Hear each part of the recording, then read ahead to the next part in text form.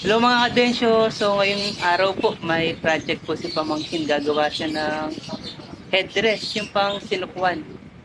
Yan, ito po yung mga yan, tutulungan natin gumawa si Pamangkin ng headdress. Ito po yung mga gagamitin natin.